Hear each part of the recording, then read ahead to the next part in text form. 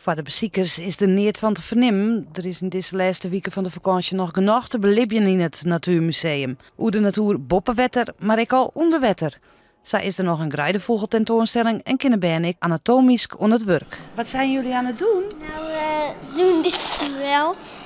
Maar je moet je handen in de lucht doen en dat is nog best wel moeilijk om dan te grijpen en op de goede plaats te leggen. Maar achter de schermen is het een heel orenvraat. Er wordt nog druk werken aan de grote onderwettersafari. Marjolein Kramer is de vrouw die de tentoonstelling helemaal in elkaar zet. En nou nog druk met de ingrediënten aan de gang is.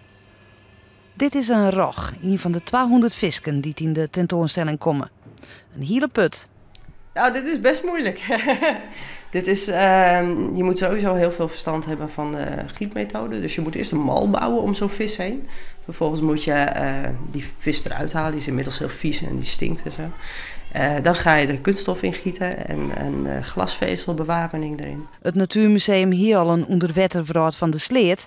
Maar deze wordt volle grutter. Maar de band vermaakt je haar nou ik nog prima. Nou, leuk. En wat vind je er zo leuk aan?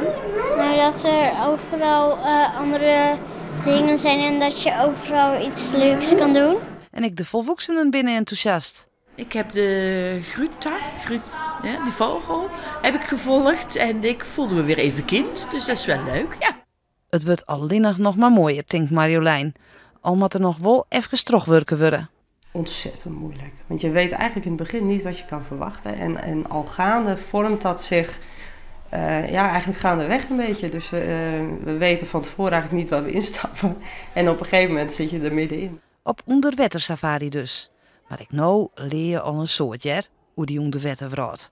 Hoe zwaar hersenen wegen bij een potvis. Dus de mens 1,3 en hun 9, dus dat is nogal een verschilletje. Dan zou je zeggen dat ze een stuk intelligenter zijn. Ja, dat zijn ze ook, denk ik.